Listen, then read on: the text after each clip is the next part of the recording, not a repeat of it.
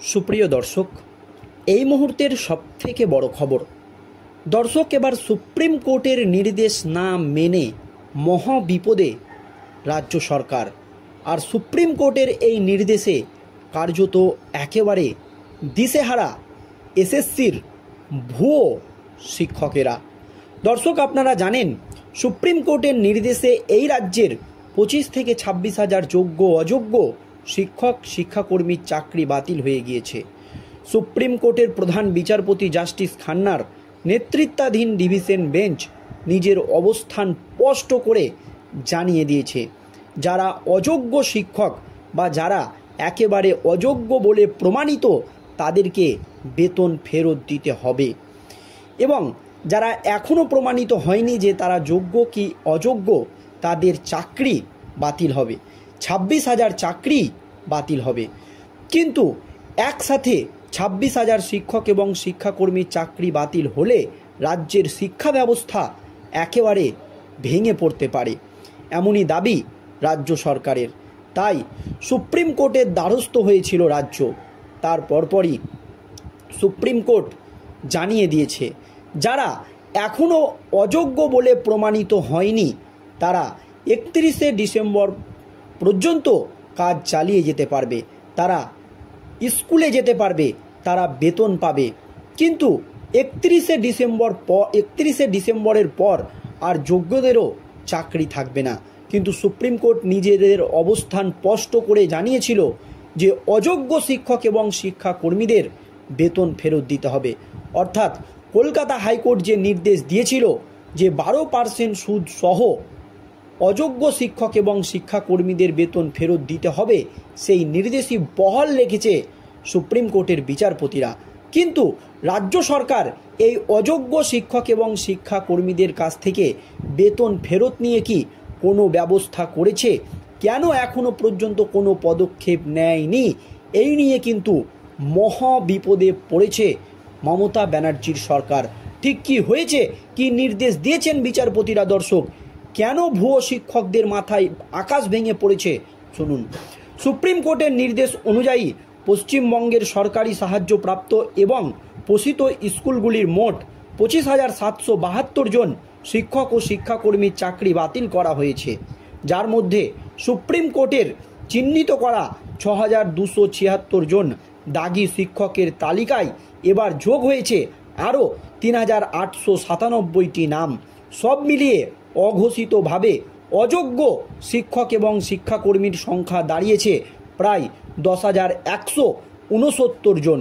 অর্থাৎ মোট চাকরিহারাদের প্রায় 40%ই অযোগ্য বলে মনে করা হচ্ছে স্কুল সার্ভিস কমিশনের তথ্যের ভিত্তিতে। তালিকা প্রকাশ না করা হলেও কারা বেতন পাবেন, কারা স্কুলে যাবেন তা নির্ধারণ কবে হবে, কিভাবে হবে, এই নিয়ে কিন্তু প্রশ্ন উঠে গিয়েছে। তবে প্রশ্নের জবাবে ব্রাত্য বসু বলেন, আপনারা বলেছেন আমরা যোগ্য অযোগ্য নির্ধারণ করতে পারিনি, কিন্তু আপনারা যদি 17 তারিখের কেসটি দেখেন সেখানে আমরা ক্ল্যারিফিকেশন চাই।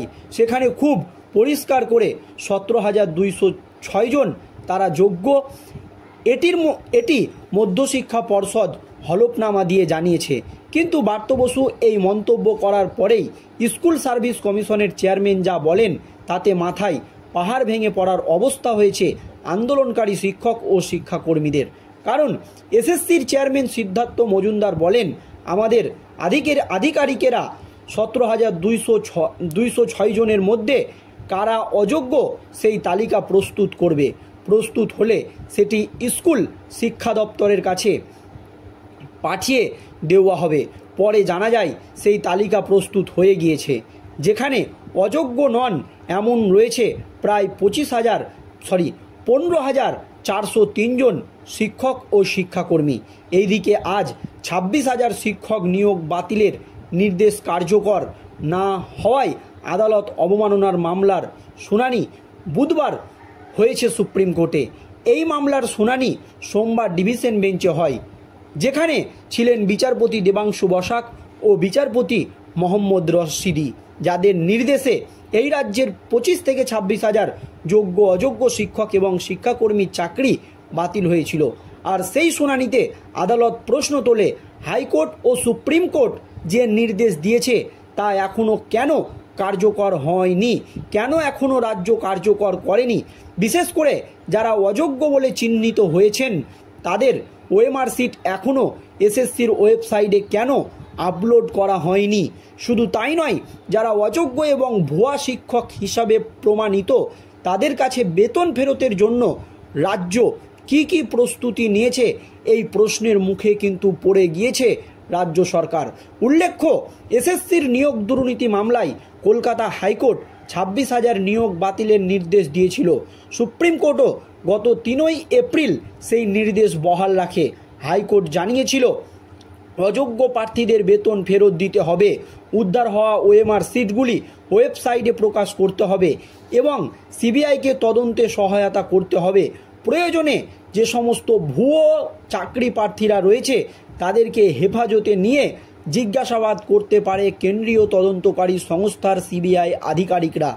একেবারে কলকাতা হাইকোর্টের তরফ থেকে পরিষ্কার জানিয়ে দেওয়া হয়েছিল যে সমস্ত ভুয়ো শিক্ষক এবং শিক্ষাকর্মীরা রয়েছে তাদেরকে হেফাজতে নিয়ে তারা যদি অসহযোগিতা করে তদন্তে তাদেরকে গ্রেপ্তার করেও জিজ্ঞাসাবাদ করতে পারে কেন্দ্রীয় তদন্তকারী সংস্থার সিবিআই আধিকারিকরা। এই নির্দেশগুলি দীর্ঘদিন পেরিয়ে গেলেও কার্যকর না হওয়ায় রাজ্যের বিরুদ্ধে আদালত অবমাননার মামলা দায়ের হয়, যেখানে সুপ্রিম কোর্ট তাদের অবস্থান স্পষ্ট করে জানিয়ে দিয়েছে যে অযোগ্য শিক্ষক এবং শিক্ষাকর্মীদেরকে বেতন ফেরত দিতে হবে। কিন্তু সুপ্রিম কোর্টের এই নির্দেশের পরও রাজ্য সরকার কি ব্যবস্থা করেছে, কেন অযোগ্য শিক্ষক এবং শিক্ষাকর্মীদের কাছ থেকে বেতন ফেরতের কোনো প্রস্তুতি নেয়নি রাজ্য, এই নিয়ে কিন্তু এবার প্রশ্নের মুখে পড়ে গেল রাজ্য। এই নির্দেশগুলি দীর্ঘদিন পেরিয়ে গেলেও কার্যকর না হওয়ায় এবার রাজ্যের বিরুদ্ধে কিন্তু আদালত অবমাননার মামলা দায়ের হয়। সোমবার শুনানিতে এসএসসির তরফে আদালতে জানানো হয় কয়েকদিন সময় দিলে তারা নির্দেশ কার্যকর করবে। এই নিয়ে রাজ্য সরকার নিজের অবস্থান স্পষ্ট করে জানিয়ে দিয়েছে যে কয়েকদিন তাদেরকে সময় দেওয়া হোক, তার পরপরই তারা ভুয়া শিক্ষকদের কাছ থেকে বেতন ফেরতের যে নির্দেশ তা কিন্তু কার্যকর করবে, বা সুপ্রিম কোর্ট বা হাইকোর্ট যে নির্দেশগুলো দিয়েছিল সেগুলো কিন্তু তারা কার্যকর করবে। আর রাজ্যের এই কথা শুনে কার্যত কিন্তু এবার মাথায় আকাশ ভেঙে পড়েছে ভুয়া শিক্ষকদের। কিন্তু তাদেরকে এবার বেতন ফেরত দিতে হবে, প্রয়োজনে তাদেরকে গ্রেপ্তার করতে পারে সিবিআই, এমনই কিন্তু নির্দেশ দেওয়া হয়েছে। কিন্তু বিচারপতিরা স্পষ্ট করেন একদিনের বেশি সময় দেওয়া হবে না, সেই একদিনের মধ্যেই সমস্ত বিষয়ে হাইকোর্টকে জানাতে হবে। এই পরিস্থিতিতে বুধবার শুনানি হয়েছে আদালতে এবং রাজ্য এই নিয়ে কি রিপোর্ট জমা দিয়েছে হাইকোর্টে সেটা কিন্তু এখনও পর্যন্ত প্রকাশ্যে আসেনি।